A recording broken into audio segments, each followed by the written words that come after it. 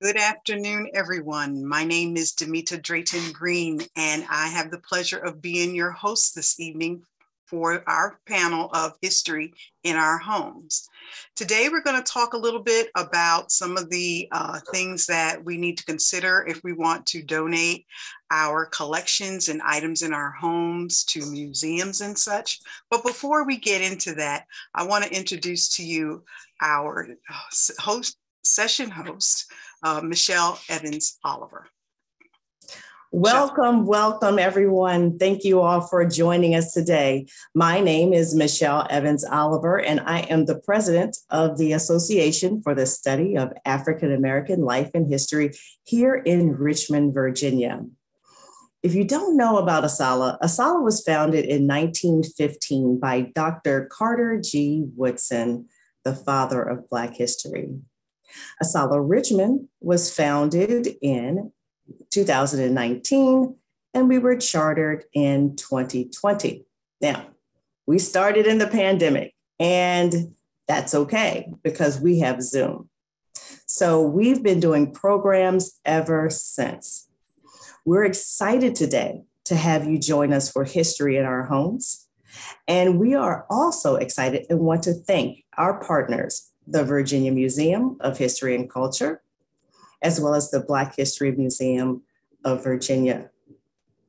And of course, we want to thank our sponsors, because if it weren't for AARP Virginia, we wouldn't be here today. So I want to welcome each and every one of you all. I hope you sit down and you have a pencil and paper ready, because we have some great information that you don't want to miss. Now, since our sponsors are here, I want to turn this over to Janaea Luck, our AARP Virginia representative. Hi, Janaea. Hello, Michelle, and good evening, everyone. Thank you so much for this opportunity to share with you, and welcome and happy holidays to everyone. Your AARP is here to serve you. Do know that we are right downtown, located in downtown Richmond, and we are still working in our homes right now, but we are really eager to get back and start a wonderful, prosperous, healthy new year in 2022. So I will put our contact information for our virtual events, as well as scheduling a speaker. We have a downsizing and decluttering workshop that may tie into this information. So as you are working with your family members to look in that attic or that garage, know that we have a workshop that can help give you some tips, downsizing and decluttering. So I'll put that in the chat. Stay healthy, stay safe, and thanks, Michelle. Damita, I think it's back to you. Thank you, Janaea. And welcome again to History in Our Homes. As Janaea and Michelle said, we have an exciting program for you. We're going to talk to you about saving some things in your homes. Many of us are in a position where we may want to downsize, or we may have the circumstances where we have someone else's possessions that we need to look at and go through. What do we do with all of that stuff? Why would anyone want it? Well, there are people who want these items, and there are people here to talk with you about both sides of the experience. That is, donating the items and what their experiences was like, and trying to sift through things and decide who to give it to, as well as those on the collection side who want your items and will help you to understand some of the things that they're looking for. So I will introduce the first of our four panelists. Our first presenter is Lillian Lincoln Lambert. Lillian is a successful author, speaker, and entrepreneur of a multi-million-dollar janitorial service corporation. She is a member of the Minnesota, Florida branch of the Association for the Study of African-American Life and History, and a graduate of Howard University, where she completed her Bachelor of Arts degree. Lillian completed her MBA at Harvard University, achieving a major milestone as the first African-American woman to do so. Listen as Lillian shares her experience donating papers of her very successful corporation to an academic institution. Lillian? Thank you, Danita, and good evening, everyone. I'm happy to share this evening with you. About 3 years ago, I was approached by Julianne Richardson, who is the president and founder of the History Makers out of Chicago. She had been in conversation with Harvard University about encouraging them to get more papers donated by African Americans. Apparently, the Harvard Business School only had one African American who had donated his papers, and that was Dr. Andrew Brimmer, who was a member of the Federal Reserve Board and had also taught at the Harvard Business School. So during the conversation with the archivists at Harvard, my name came up. So I was approached and asked if I was willing to donate my papers. Well, when she asked me about that, my response was, I don't have any papers. I hadn't written anything except my memoir, so I didn't think I had anything to donate. Well, that's when I was informed that papers are more than things that you have written. It includes numerous things. And I'm sure I am not the only one who is not aware of how valuable the records of our accomplishments and the possessions that we've accumulated, how valuable those things are to other people and can assist them in any work that they may be doing. Well, my response prompted a detailed discussion with the archivist at the Harvard Business School. She gave me a list of things that they would be interested in having in their archives.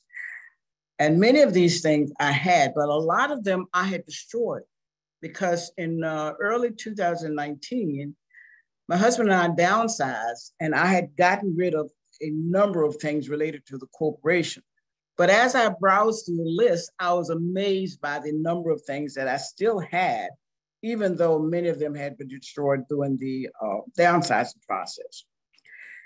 After previewing the list and I agreed that I would donate my papers.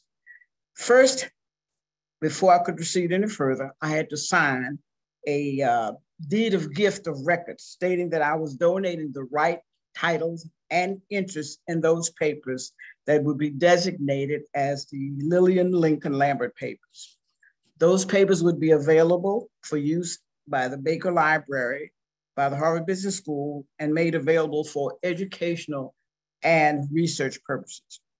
Now, as a business school, they were primarily interested in papers related to businesses or business entities, but there may be other organizations that want other types of items. In conversation with them, they stated that they were interested in the full experience of an individual's life from the early days to the present time. Now, in my case, they were particularly interested in my papers for their historical value, many of which covered an important time in history during the 1960s. Much of my material shared my personal experiences during that period of time. Now, those archive information can come in various sizes and comprise of a variety of materials. They can be in the form of videos, they can be papers, they can be business plans, notes. They were interested in key inflection points in the company's history. What were the key decisions made? Example, did the company decide to expand? Why did they decide to expand? When did they decide to bring new products on? What were some of the major leadership decisions? How did the leader make decisions? What influenced him to push the company forward? Documents that told of important moments in history of the company.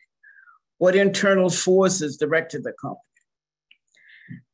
As I mentioned, these can be video, floppy disks, even cassette tapes. Unfortunately, most of my corporate records have been destroyed during the downsizing process. I sold my company in 2001, and by 2019, when we decided to downsize, I didn't think I'd have any future use for documented papers. So downsizing seemed like a logical time to get rid of those documents. So what are some of those things they wanted? Well, from corporate documentation, they were interested in business plans, mission statements, board of directors meetings, any other information related to the board of directors, documents relating to the history or the corporate structure of the company.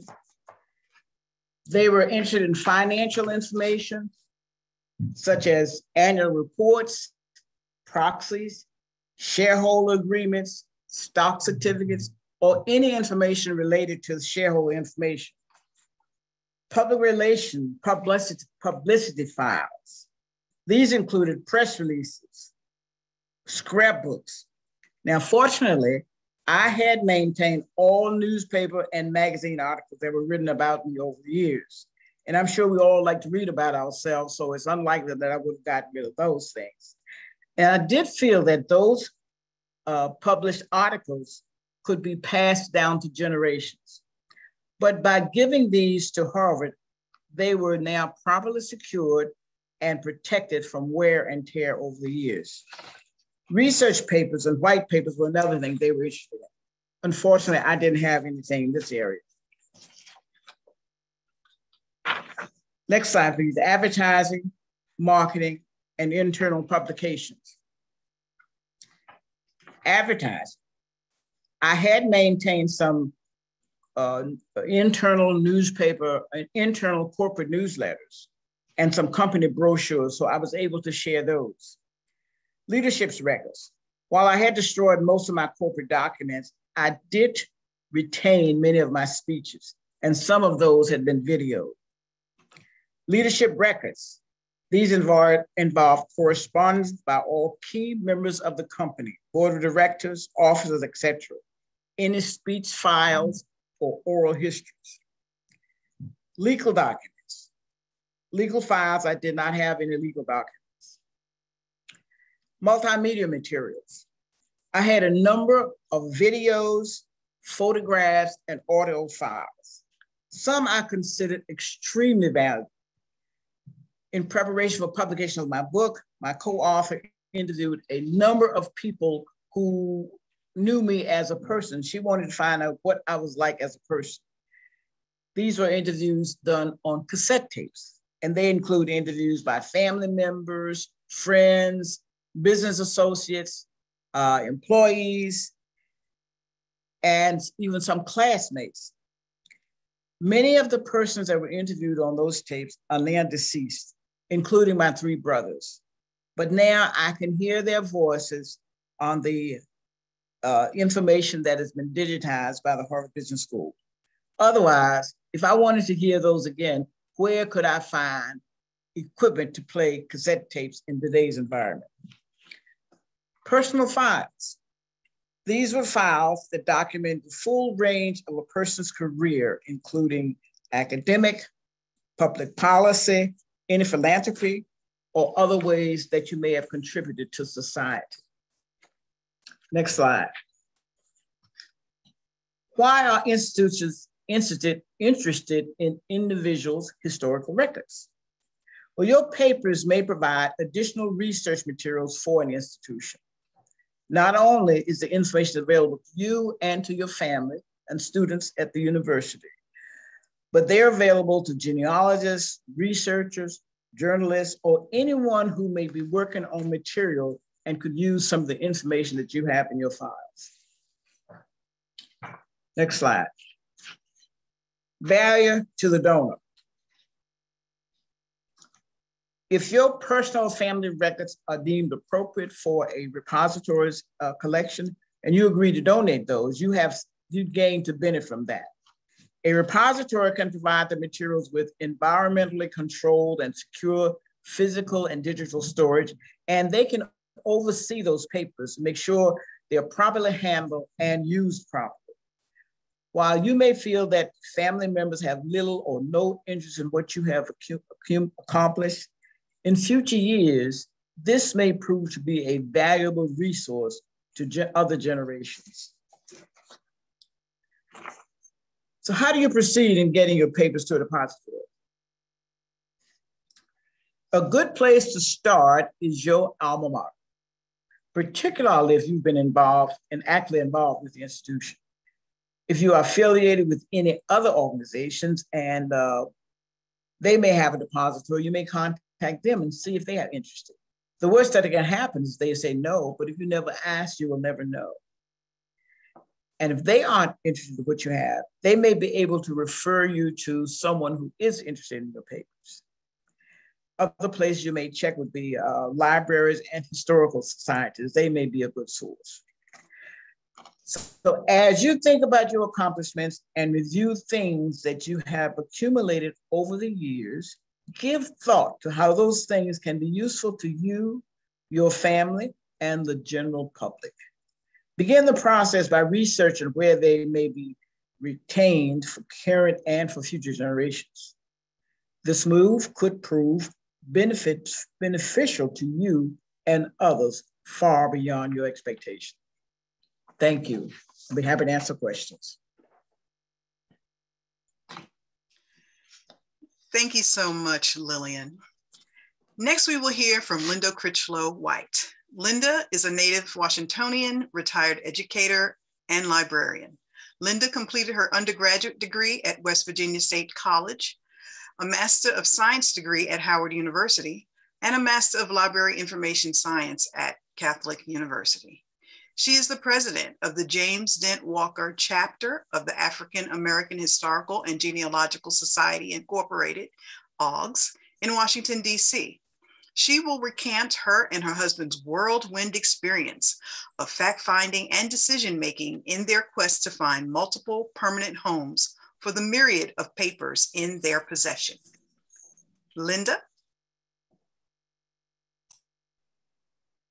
Good evening, everyone. And thank you, Damita, and thank you, other panelists. So getting stuff out of our attics and basements and into a proper repository. So who has seen stuff piled up like this? A lot of us have. Sometimes it's a little more organized, sometimes a little bit less, but we got stuff that we need to get out of our homes.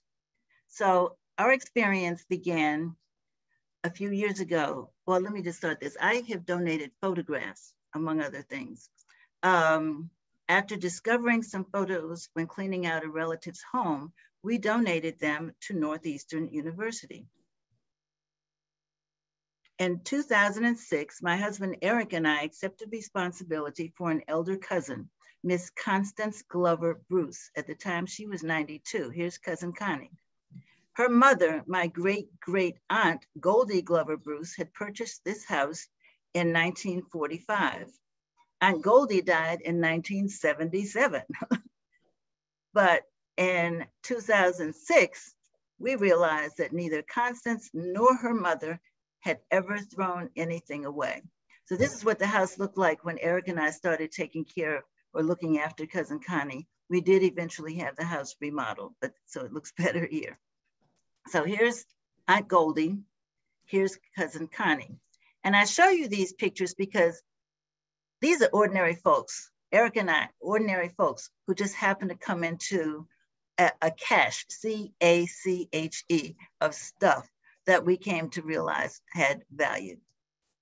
So here's some of the Bruce family photos on the wall in Manor Place in 2006. And this, to the left, we see Charles H. Bruce, who is the person we believe took the photos. Another interesting thing is that Connie, and here's Connie as a young woman, she was legally blind by the time we started looking after her, so she wasn't able to help identify certain things. But here's an article that actually appeared about the photos, because after finding photos plus voluminous amounts of letters, cards, and other documents, I consulted with Steve Farrow, proprietor of Pages from the Past, and an expert on old paper. Steve worked part-time and he had a little corner in Zawadi Gallery on U Street. And Steve said that he thought, well, I thought the old cards and letters might have some historical value, but Steve said, let's sell some of the photos at Zawadi during Black History Month. So these were professional quality photos, silver gelatin, and they were photos of families, buildings, and scenes in and around Boston.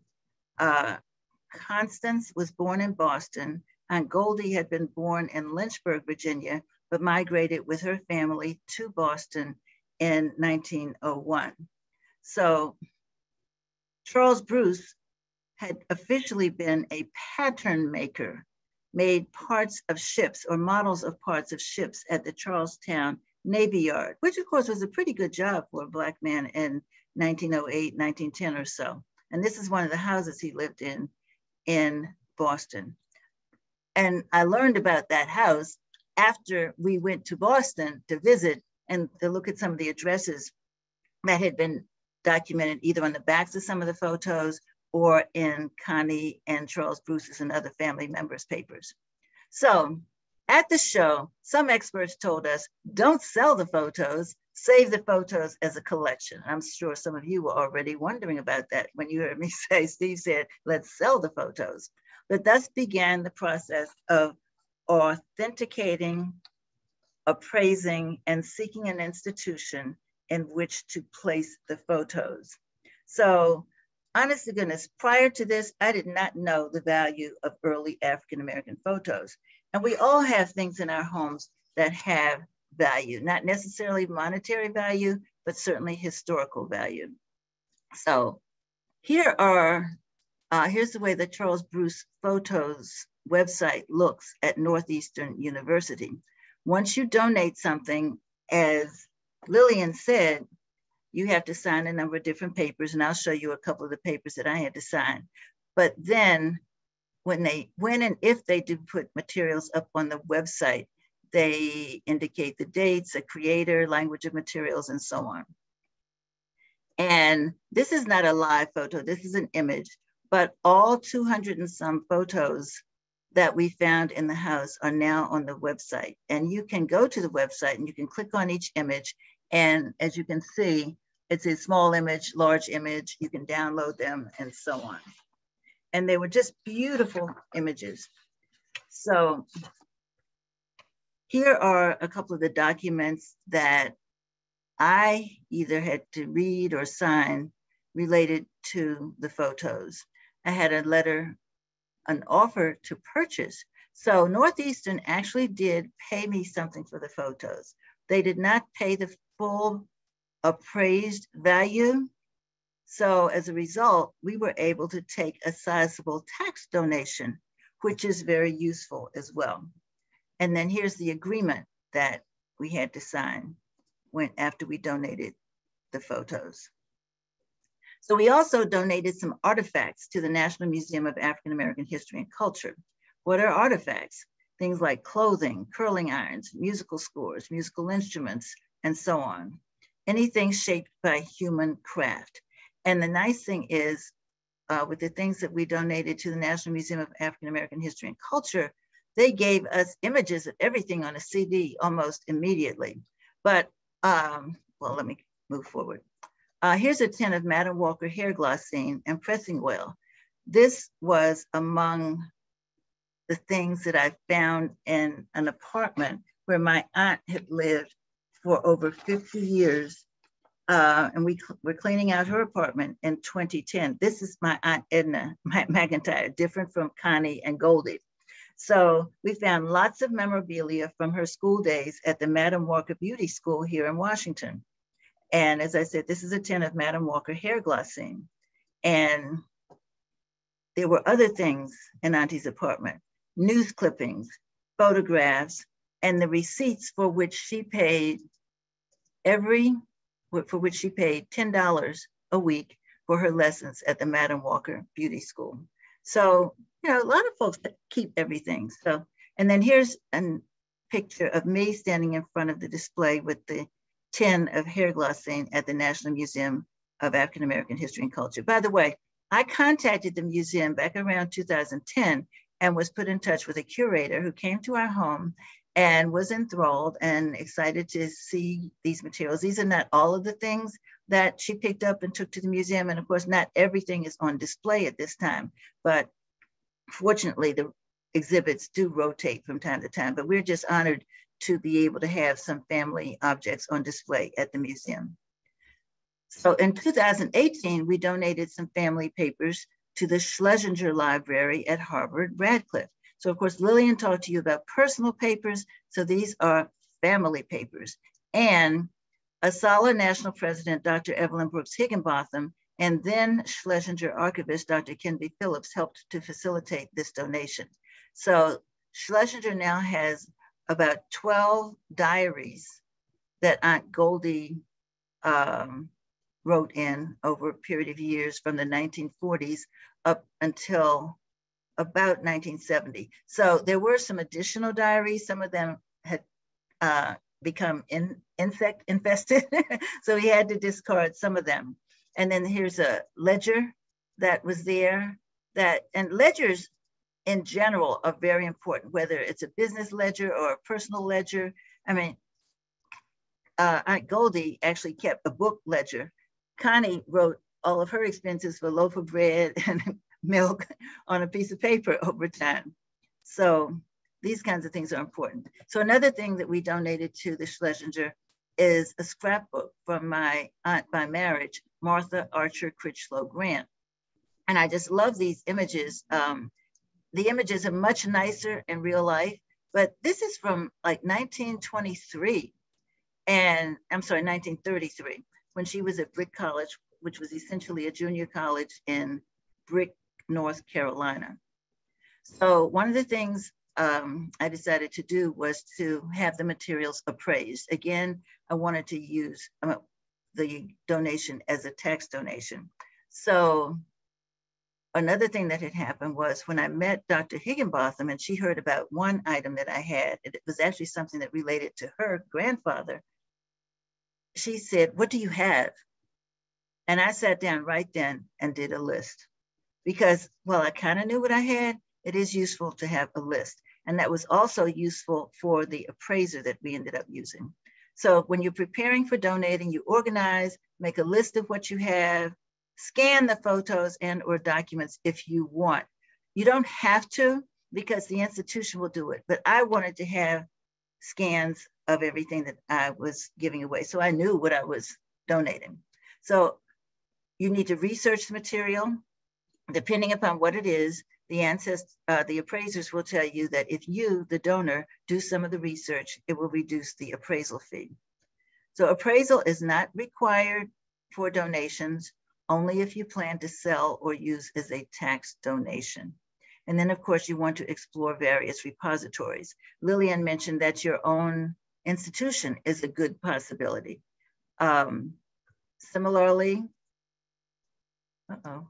Similarly, you can investigate historical societies, museums, and libraries in your community or the community of the ancestors. So here's me talking to the appraiser, Alan Stipek. He's with Second Story Books and well-respected around the country. And he was just amazed at some of the materials. He's looking at a handbill about Tito Puentes because Connie had sent letters to her mother over the years from the time her mother was in the house in 1945. At that time, Connie was actually still living in New York until Connie moved to Washington in the 70s to help care for her mother as she was ailing. And every time she sent a letter, she included an invitation, a ticket, a handbill, a program from the church, something about what she was doing in New York where she was living. And these are boxes and bags of some of the things that we needed to have appraised. Here is the website of the materials that are at the Schlesinger at Radcliffe/Harvard. So these materials have not yet been digitized, but at least there's a wonderful list of the materials that are there. And again, it gives a brief description of them. And then if we were to click on these different links, it tells the scope and contents, description, and so on. So materials will be handled with care and properly stored if you donate them to an appropriate repository. Future availability for research is assured, and the materials are accessible to researchers and scholars.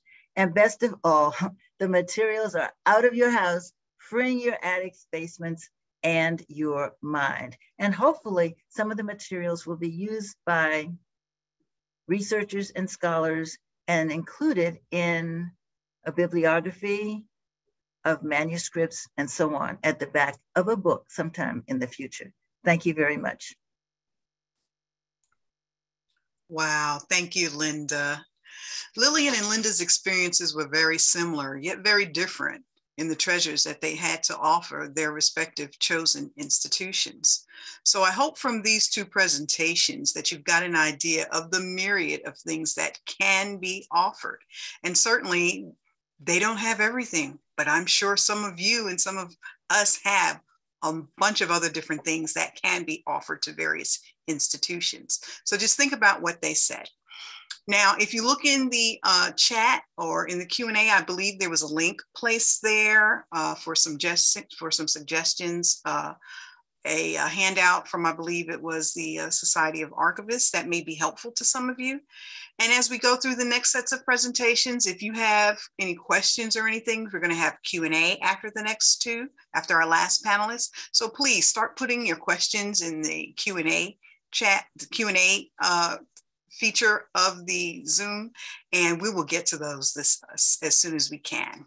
Our next presenters will be from the other side of the fence. They will be from the institutions that are receiving these wonderful donations that I'm sure that many of us are going to be looking to give now. So our first presenter will be Paige Newman. Paige is a curator at the Virginia Museum of History and Culture. She received her undergraduate degree in classics history from Emory and Henry College and earned a Master of Science in Library Science from the Catholic University of America. Paige. Thank you, Damita. All I want to say is, yes, listen to Linda and Lillian. And I thank you both so much for sharing your stories. I enjoyed hearing your unique experiences with the different type of records, because I hear maybe it's 50-50 between good experiences and not so good experiences. So I was just excited to hear that both of you they seem like great experiences. So on the other end, and you'll probably hear quite a bit of repetition from what I'm going to say to what you heard from Lillian and Linda. But I describe the VMHC as a personal papers repository when I talk about our manuscripts, since the bulk of our collection consists of family records, business, and organizational records. We're in the storytelling business, so when considering donations, we ask, what story do these materials tell us about Virginia, Virginia history, individual Virginians, Virginia families, businesses, or organizations? So our library collections include both printed materials such as books, journals, broadsides, and sheet music, and manuscript materials such as family and personal papers, diaries, company records, military records, and genealogies. On the museum object side, the collection consists of a broad range of materials, including paintings, textiles, silver, weapons, photographs, prints, decorative arts, furniture, and postcards. So what do we collect? We collect, for the most part, art, books, historical objects, manuscripts, business and organizational records, maps, and photographs. What we don't collect typically are items without an association to Virginia, unidentified photographs, photographic negatives, slides, film strips, postcards, national magazines, and foreign military memorabilia. Now, there are exceptions. Say postcards, you probably heard we collect postcards, and I just said we don't collect postcards. But if postcards and say audiovisual materials such as VHS tapes, cassette tapes, we even have some Betamax, go way back, reel to reel.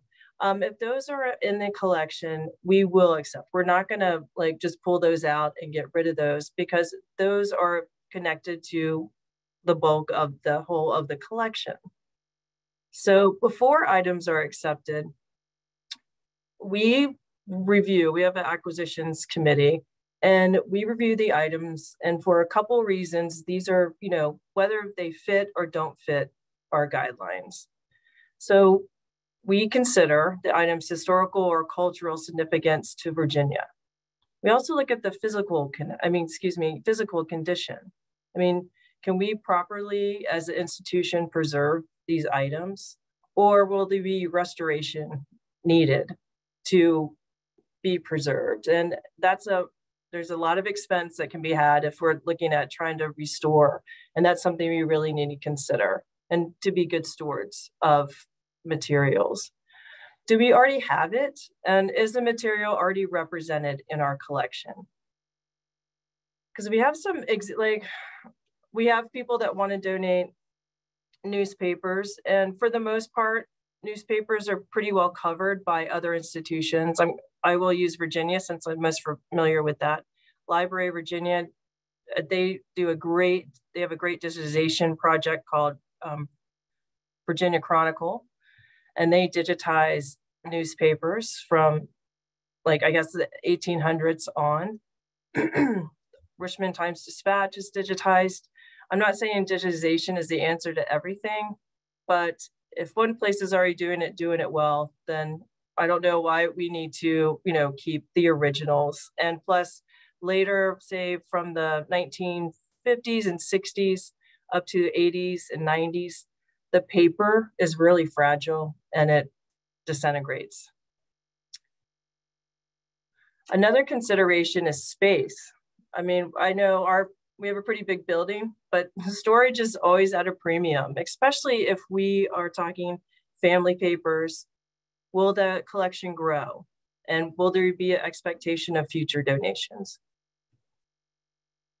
So when I'm talking with donors and working with donors, frequently asked questions, and here's where some of the repeat will come up, is how much is the collection worth, or can you appraise the materials? Legally, and due to IRS regulations, the VMHC cannot appraise or assign a monetary value to the items, but we can suggest appraisers to work with. And I will consider and suggest if a donor should work with an appraiser, and if they're looking for a tax deductible reason to do that. Another question is, when will my items go on exhibit? Only a small percentage of VMHC's collections are on exhibit at any one time due to our limited space, and also long-term display can have a negative effect on preservation. That's why you don't see a lot of manuscripts or paper materials in there. We also are a research institution, and these materials can be made available to researchers, students, school groups, basically anyone interested in Virginia history. And we also use the items in a variety of virtual and in-person programs. So I almost see the disappointment in donors' eyes are like, it's not going to be on exhibit, but there are so many other opportunities to get materials out and make them accessible. Okay, back to, can I get a tax donation? Yes, donations are generally tax deductible, but you do need to consult with your tax specialist to determine eligibility in most cases. An appraisal of a donated item or materials is most likely required to receive a tax donation. So another question, if an item donated by me or my ancestors be returned to me? No.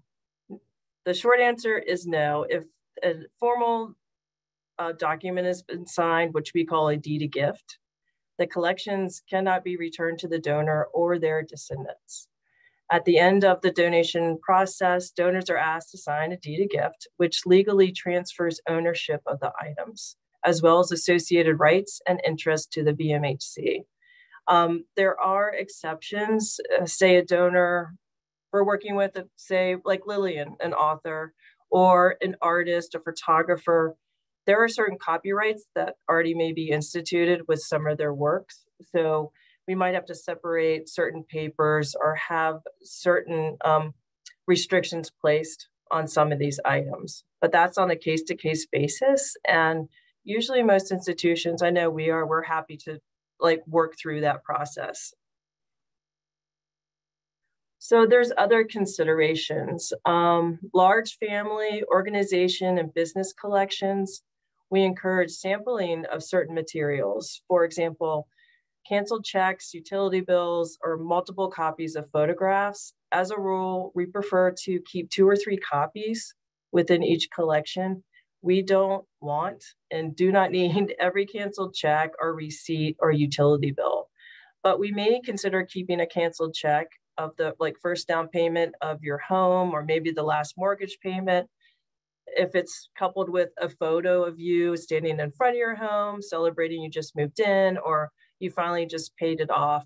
So, or even the correspondence or letter you've written to your family, how you're excited you just found your home. Because as I've mentioned in the beginning, we're in the storytelling business. So if we can make give it context and give it a story, then we'll most likely accept different types of materials.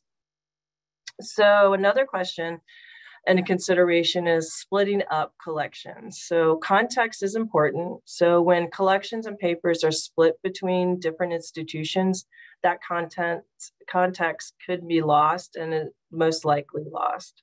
And so we try to keep the papers together if possible. Now this gets a little confusing, and Virginia is a great example of that, because we, in the scheme of things, we're not that old as a state, but there's a lot of Virginia families, and Virginia families like to spread their love and give to different institutions. So we have, say, large family collections of, I'm going to use the Smith family as the name, as well as the Library of Virginia might also have the same Smith family, but say the brother of the Smith family. So what we'll try to do, and if these collections have been, say, we're talking generations, like collecting of the Smith family started in the 1800s and their descendants continue to donate.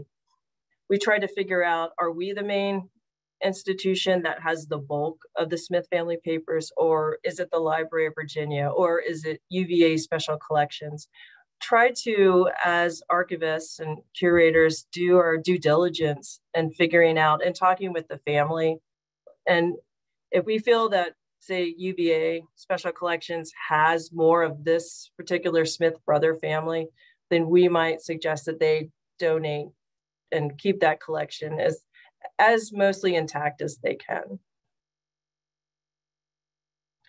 So as I'm talking about other institutions and sort of collections and stuff, I wanted to mention the partnership that between the VMHC and the Black History Museum and Cultural Center of Virginia, and Mary Lauderdale will be chatting after me. But in 2019, thanks to a generous grant from the Institute of Museum and Library Services, we began a long-term partnership to share collections and resources to better connect more people to the story of Virginia.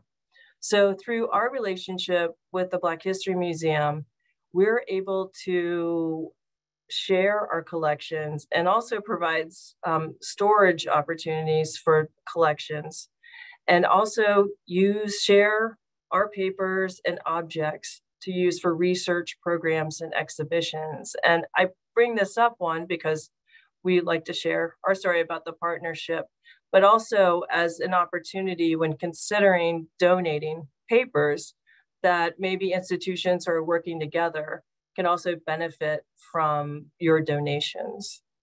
So I'd rather leave more time for Q&A. So I'm gonna stop right there and hand it back over to Damita. Thank you so much, Paige.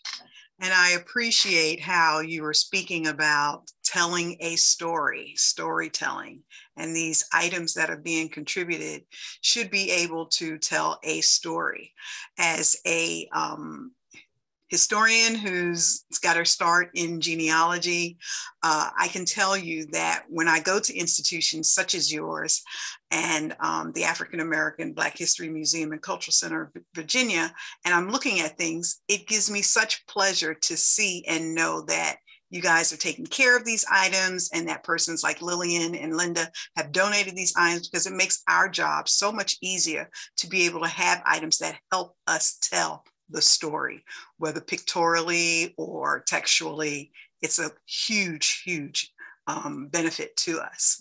So now I would like to move over and introduce us to Mary Lauderdale. Mary Lauderdale moved to Richmond, Virginia from Philadelphia, Pennsylvania in 1995. She first learned about the Black History Museum and Cultural Center of Virginia after viewing a spot on the 12 o'clock news. The museum was looking for new volunteers and she was hooked. 2 years later, she was offered a temporary position, and it now has been a 23-year labor of love. Mary has served as frontline staff, chief docent, visitor, and volunteer services, gift shop manager, and operations manager. Mary is a founding member of Sisters of the Yam, an African-American quilters guild, which has been meeting at the museum since the guild's formation in 2001. Mary says that Virginia's Black history is America's history and offers a wider view of history and culture to learn and interpret. I love interacting with our patrons. Mary feels that leading interpretive tours with interactive exhibitions, high tech with high touch, serve to enhance the museum experience. Mary?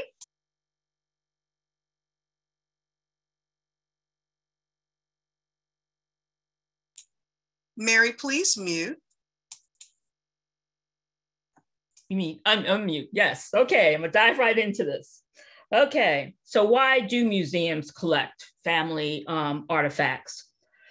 So the Black History Museum and Cultural Center of Virginia's mission, in a nutshell, is to explore stories that inspire. We tell the untold stories, the undertold stories, folks that you know about, folks that you don't know about, and explore more. And so to fulfill this mission, we collect and preserve newspapers, ledgers, photographs, documents, 3D artifacts, oral histories, maps, books, and more. The Black History Museum collects these items for a variety of reasons. Items may be collected for their artistic value or the cultural influence, or for education and the enjoyment of the public too.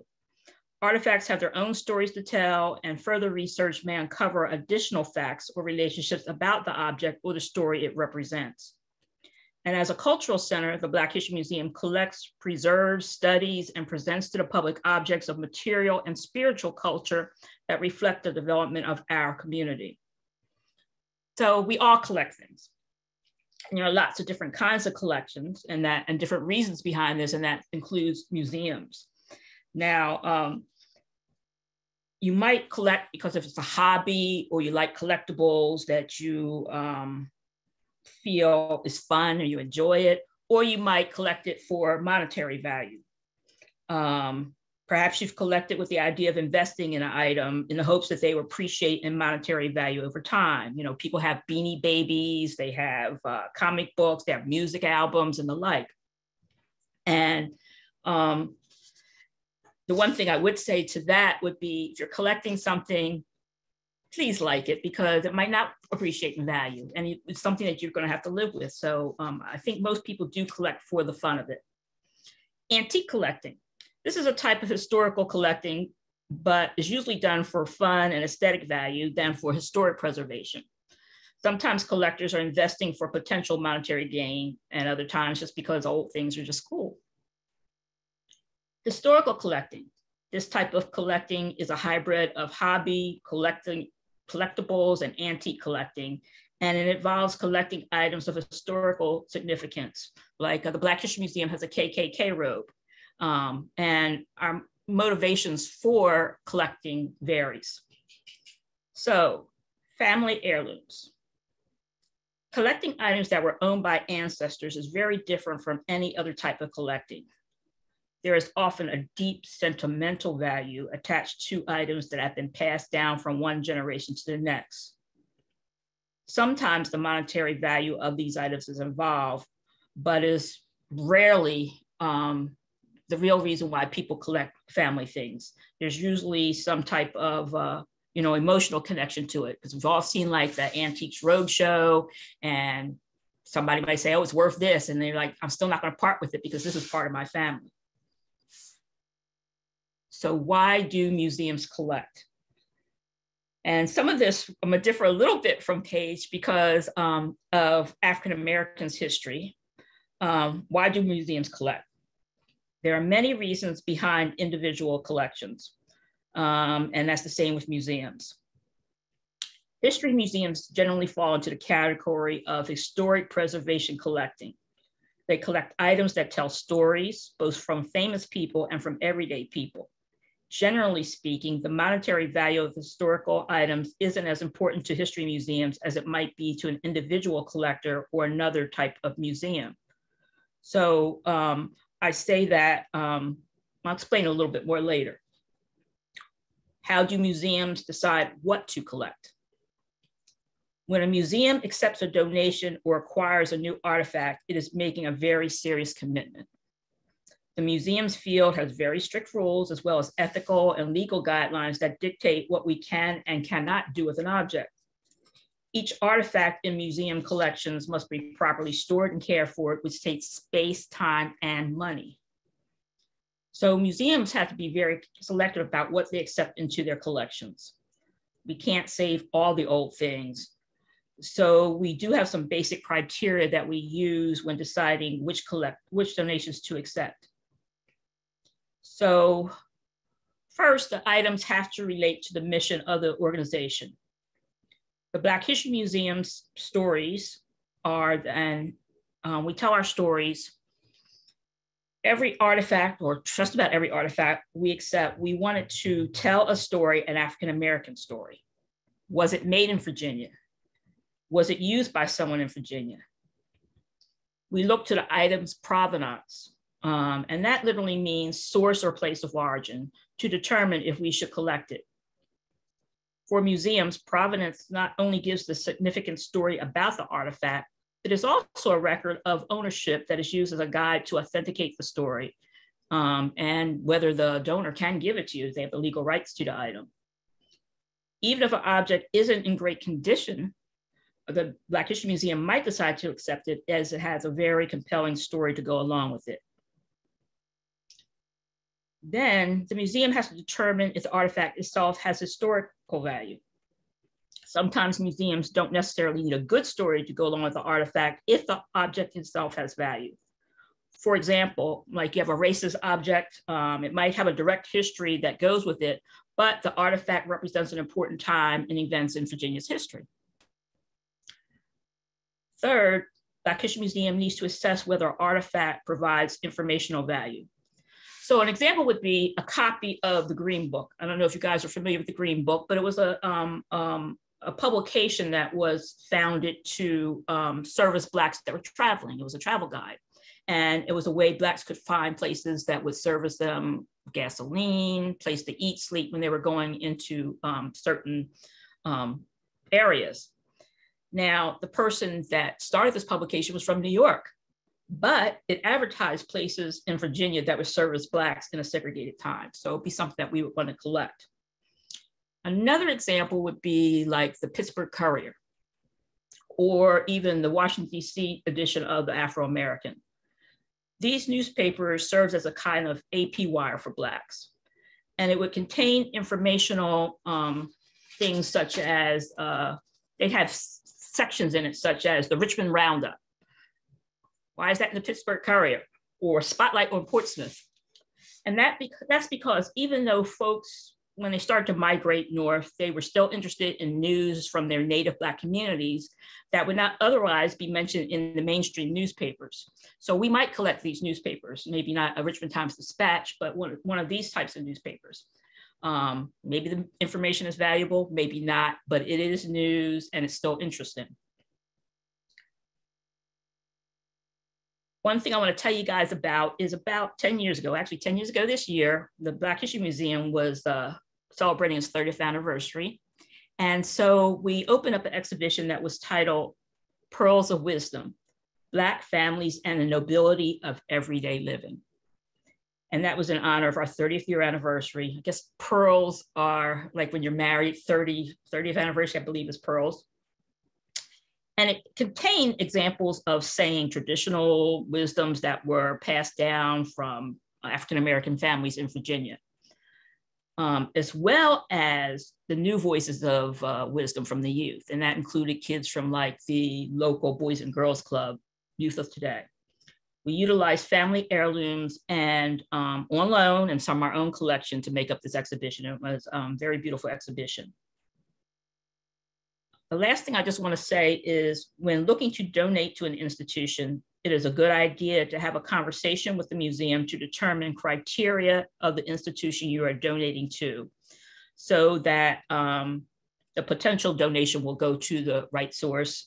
Just as Paige was talking about, the best place for preservation of the stories that you might want to tell, save it for years. And, your family memories are precious.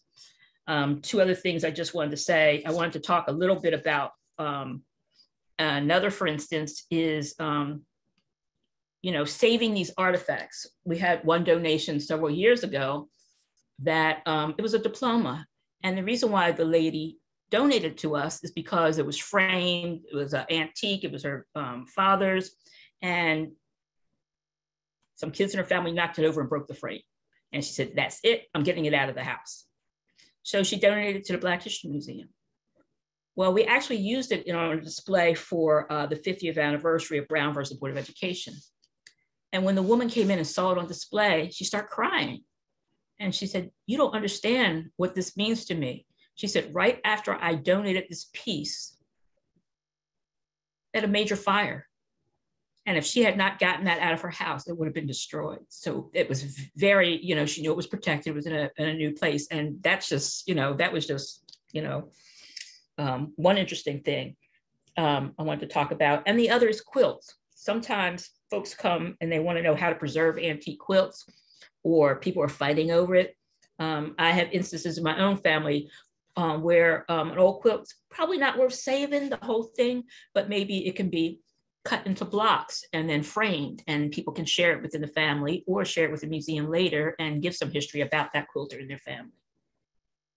So that's all I want to say, and thank you. Thank you so much, Mary. So one of the key points that I'd like to point out, particularly as I was watching Linda's presentation, is the voluminous amount of pictures that she had. And I wanted to ask Linda a question, if I may. One of the things that we would like to emphasize here is that whenever we have pictures, we have to label them and date those family photographs. Linda, I wanted to ask you, how many of those photographs were identifiable, and what was the experience like going through trying to identify them, label them? Were they labeled? Can you give us an idea? Would you unmute, please? Linda, would you unmute, please?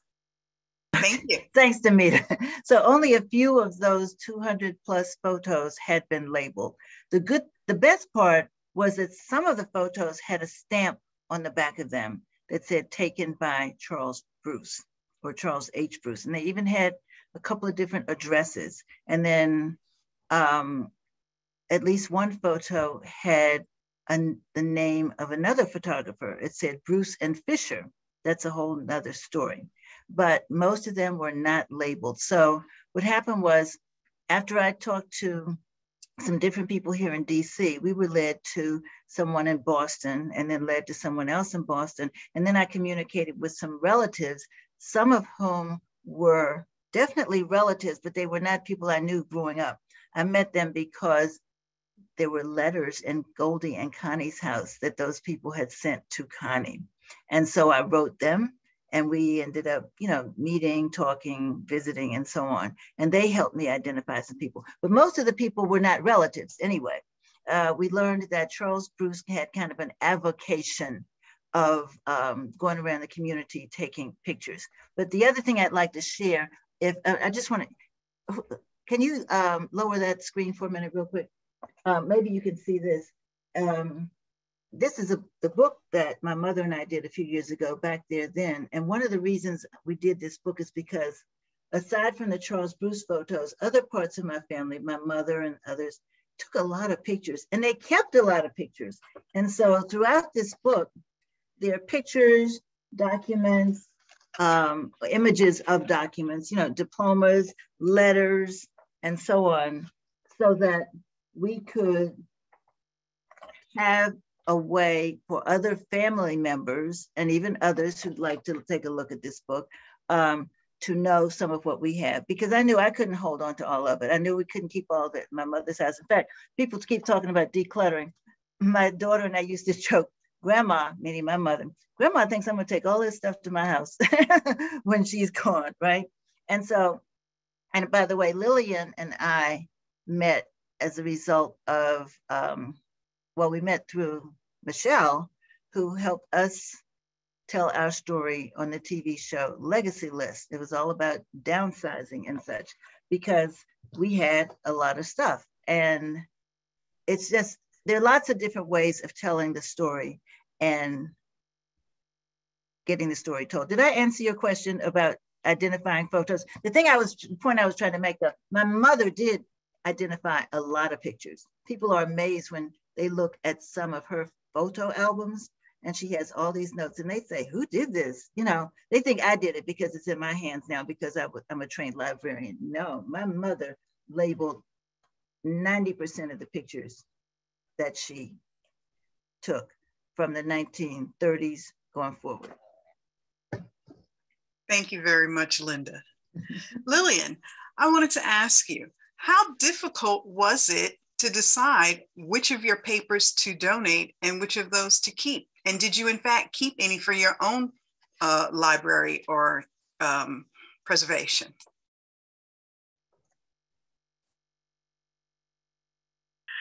Most of the papers related to my business, of course, that I had retained, I gave to the university. I didn't have a great need for those. And many of them related to my experiences at the business school. For instance, I have copies of some of like my application to admit there, my loan, when I finally paid off my loan for graduate school, those types of things. I sent those, but I have copies. But I will be able to get many of those things in a form of, they've all been digitized. I can access to them. So it wasn't difficult to decide what to give, particularly since I was far along in the downsizing process. I'm not, my husband was much worse at wanting to hold on to things than I was. I was willing to give up lots of things. There are a couple of things that I kept. I still have my grandmother's organ. It's stored in his family's home. I didn't want to get rid of that. I wasn't ready to get rid of it. I don't know if the family member wants it. And another thing that I kept, and well, I didn't give, this didn't go to Harvard, but it's something that I have in my possession. My mother graduated from Virginia Normal Institute, which is now Virginia State, in 1922. So I have a photograph of her class picture. I think there were 5 people in her class, the professor and things. And that just has personal value to me because the fact that she went to college in 1922, the oldest of, only one of her siblings to go to college. So things like that I kept. I have a few things that I kept that's treasured. Thank you, Lillian. And so I think what you're answering just shows that there are some things that we want to keep. And even though an institution may or may not want it, we also have some decisions to make about keeping our own items for our own purposes, or even just to maybe just discard. But there is a decision that needs to be made, what to give, what to keep ourselves, and what to, find about, to look at as far as dispersing in another manner. So I just wanted to run through the chat. I do notice that we do have a person or two that has dialed in. So I would like to make sure that I just run through the things that we answered already and just some pointers for that individual who can't read the chat. There is a posting for those of you who may not have noticed. There is a link from the Society of American Archivists about donating personal or family records. So that is in the chat. And also the individuals that may be on the phone, there will be our email addresses listed at the end of this presentation, and it will be verbally read. And also, you may be able to contact some of the sponsors here or the organizations that is giving us the space to do this, and they may be able to present that link to you. some of the comments that we have. Thank you, Linda and Lillian. This has been so informative. Thank you for this information. Some of the questions that were asked in the chat that have already been answered. When you make a donation, how can you ensure that your family will have access to documents in the future? And are there typically contracts or agreements in place? And I believe that Paige covered that very well. What's a safe way to protect a 100-year-old photograph? I believe that was answered also. And the question about the handout. So there's a question here from Diana Brawley, wondering if you have information about how to preserve or care for beadwork from 1835.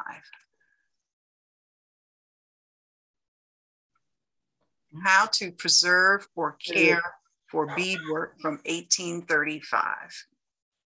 That's tricky. And since I'm so manuscript focused, textiles and beading, I would have to, I'm gonna actually, well, my email's on the screen. That would be something I would need to look into myself. Virginia-based, I would probably call the Valentine, contact them, because they do have quite a bit of textile and clothing.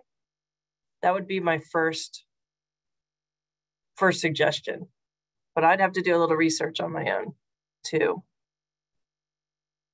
Or Virginia Museum of Fine Arts. That would be another place to contact. And for people who are in the DC area, you can contact the Textile Museum, or even there is a textile specialist at the National Museum of American History. There might also be one at the Museum of African American History, but there are conservators who can answer these questions. One of the interesting things is we just kind of gave an overview tonight.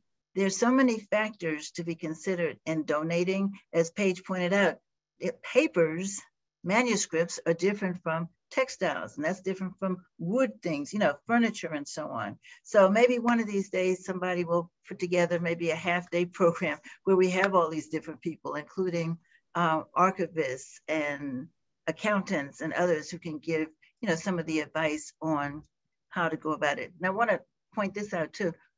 One of the things Lillian and I have in common is that we realized that we couldn't keep everything.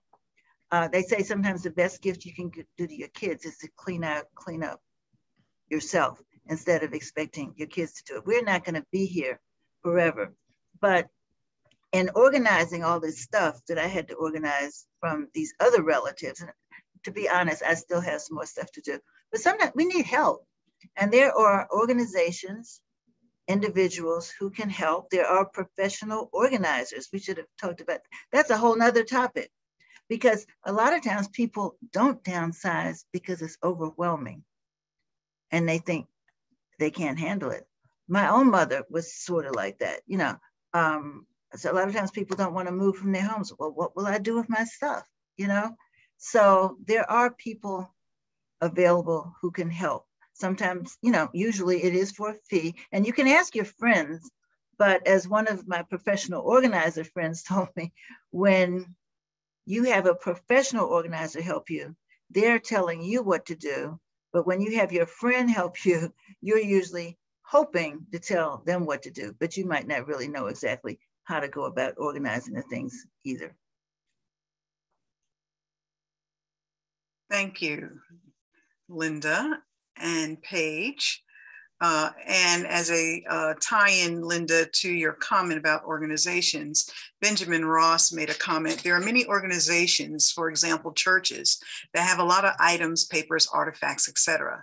They need help and instruction on how to preserve their items. Mm-hmm. And that is very much true. And it's important very much that they preserve those items, particularly for our African-American institutions, because those are the organizations that we need to preserve the history and our history for. And sometimes, you know, it may be a challenge trying to find the right organization that those papers can go to. But I would imagine that the first thing Paige, Mary, Linda, Lillian can probably tell you is that they have to be in a condition that is worth even examining and looking at so that they don't fall apart. I say that because as a historian going to various archives and collection organizations, sometimes, we look at papers and they're crumbling in your hands. And it's like, oh my goodness, I want to look at this and I want to examine it and I want to read it, but I'm scared to touch it. And sometimes those museums and archives won't even let us touch it because of the delicate nature of it. So yes, please, these organizations need help. And does anyone have any suggestions other than Linda's excellent suggestion about people who are in the profession of helping us do that, but those organizations that might need some help but might not necessarily have the funds? Is there a way that these organizations can be helped? Does Paige or Mary, do your organizations, your institutions have any suggestions for such organizations? Besides just being available to answer questions and maybe even show ways, low-cost ways to preserve the materials, that's about all, like right now, our institution can offer. Besides searching out, which is time consuming, searching out money, grants, or something like that would help fund preservation project is another option. But there's archival materials are expensive, and I did add a link. There are many places we get our supplies, and you just climb down a rabbit hole when you start getting into that. But we could actually start doing workshops that just a low cost way. What I usually say, if you're comfortable, then your papers are comfortable, even though papers there's specific temperature and humidity they need to be kept in, but get them out of your attics, get them out of your basements, put them, either on the first or second floor, keep them at least comfortable in that way. But yeah, maybe it's more searching for and having low cost workshops and options for churches, especially because there's a lot of churches out there and those types of organizations that have great records that need to be preserved and made accessible if available. Okay, thank you, Paige. We also had a comment with in response to the question about beadwork. Carolyn Kipps makes a comment. Colonial Williamsburg also has a collection through 1850 that can give advice on bead work, embroidery work, etc. Ms. Beseda Cawthorn White suggests that the individual contact Meg Hughes, who is the Director of Collections and Chief Curator at the Valentine. Okay. Let's see, what other questions were that we can share here? There was a question from Bridget Jones Kennedy. Are there organizations that can help you scan photos? I know that there are, you can take those items for pay, of course, to copy places like Kinko's and Office Depots. They have those high-speed scanners that, they will charge you per image in order to scan those.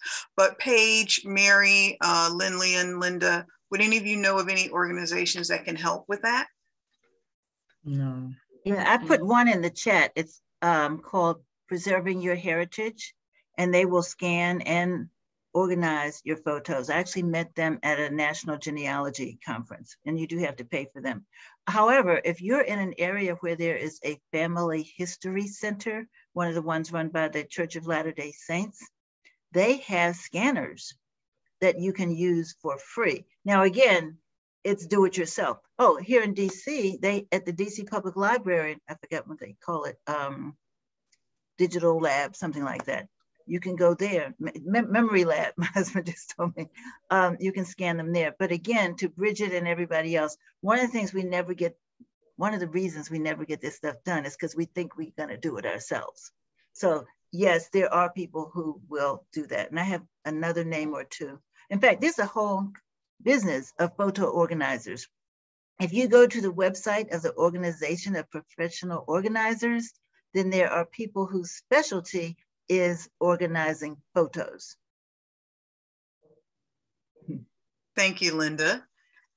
And so for those persons that are so very interested in organizing and scanning, we hope certainly that you're also considering doing that and getting yourself organized so that you can speak to one of our institutions represented here or in your area, or as Lillian suggested, perhaps your alma mater. There's just so many institutions that would welcome your items. But the important thing in the first step that you have to do is make the contact, make the decision, number one, that this is something that you want to do, get organized, and reach out to those institutions and see who would be the best fit for the items that you have. So I wanted to ask Lillian and Lillian, I know that you said that you were I'm sorry, your alma mater came to you and asked Yes. you for your donations, that they had an interest in your papers. Had you given any consideration to making any donations or what to do with your papers prior to that? No, as I said, I wasn't even aware that, quote, papers had any value, or didn't even understand what papers were. I'm not, I haven't been that involved in history and over the years, so I just assumed that what I had was of value only to me. And once I sold my company, I started getting rid of, after about 15 years, I started getting rid of documents. I didn't have any of my incorporation papers or board of directors minutes and those type of things. I didn't think there was a need for them. I had no idea these were things of value to institutions. So then I had to spend a lot of time digging through what I did have left to see what I could put together to send to the school that would still have some history of continuity. So, but I was able to find a number of things that they were interested in. I'm still in the process, and I'm still going back to now many of my speeches. You know, when you do a speech, you do an outline, or you may not write everything. So I'm going back over, but they want copies of those. So I'm in the process of working on those now. Thank you. Mary, working with an African-American institution that preserves our history and culture, you already mentioned one particular incident where an individual was so very happy that they donated the item. Otherwise, it would have been lost in a fire that happened later. Can you speak to some of the reactions that you get from some of the items that are donated to show the importance and the significance of it to your visitors? I'll tell you that photographs, but even everyday objects, just you'd be surprised at some of the things that people, it just is near to dear to their heart. An item such as a super soaker, a modern day invention, but had no idea it was an African-American invention. Versus talking about someone like Sarah Boone, who had a patent on an ironing board, on the shape of an ironing board. So I'm trying to think some of the really aha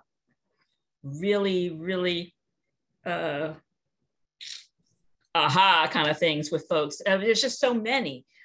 Even the fact that we have a lunch counter from the 60s, Woolworth's lunch counters, the relating to the children, things like sashes. You know, they see Maggie Walker have these elegant sashes that they would put around if they were part of the order that she belonged to. And to relate that to today, you know, they get merit badges, they have certain t-shirts they wear for certain type of camp that they belong to. Those are the kind of things, you know, they can start to relate the past to the present. Thank you very much, Mary. Mm-hmm. And in telling the stories that we have within our African-American history and culture, as a historian, I can tell you that having visual items to place in context and in concert with the written story that we are telling helps bring that story alive. I often think about the values of some of the things that we see in archives, like when we go in, we see movies from older times that represent maybe the 20s, the 30s, the 1890s. It makes it so much more personable, and it draws us as viewers into the history of that movie because the whole scene is set up from that time frame. Think about it when we're no longer here and people are wondering what life was like in 2021, 2020 during COVID. Those pictures, those images, those stories that we have now, those will be able to help people in the future understand, see, and perhaps feel what we were going through during these times. So it's these types of things that the importance of making donations can help, not just now, but also with our history and storytelling in the future. Yes, I do remember one particular story I wanted to talk about was just a collection of racist, I mentioned it earlier, mammy type figurines, things that people had in their homes. And there's one story of a man who was standing behind a woman in a shop. She bought one, Black woman bought one of these pieces. And as soon as she bought it, she smashed it to pieces right on the counter from the shop owner, right in front of him, and then walked out. Now, I understand how she feels, but as a historian, now that's a piece of history that's gone. As horrible as it is, it's gone. So, and today, even with the Black Lives Matter movement, some of the things that we've recently collected include some of the items that were used in 2020 that will be very relevant 10 years from now, 20 years from now, harkens back to maybe the 70s and the 80s and Vietnam War protests. So it's a continuum, and it helps us all to relate to this history. And we say African-American history, but it's Americans of African descent history. Absolutely. Thank you so much, Mary. Thank you to all of our panel members and all of our guests and everyone. I believe we've addressed all of the questions that are in the chat. And I just want to thank you all so very much for your attention, for your dedication, and for your sharing. I would like to turn it back over now to Michelle Evans-Oliver. Thank you all.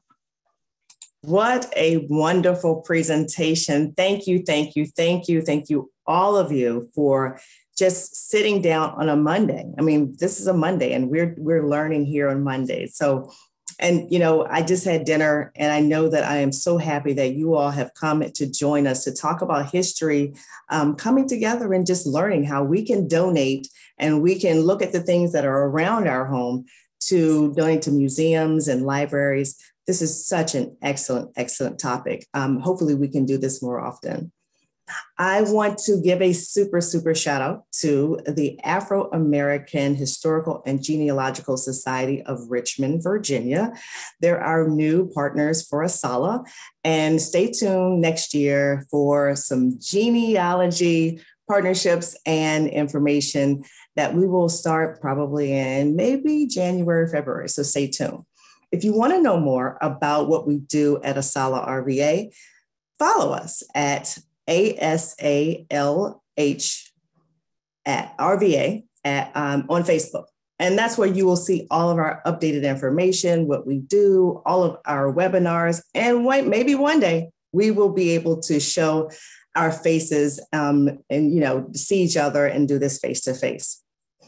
Thank you, Lillian Lincoln Lambert, Linda Crichlow White, the Virginia Museum of History and Culture. I appreciate, and we appreciate you having us here. Paige Newman, archivist, wonderful. Mary Lauderdale, thank you. Black History Museum of Virginia.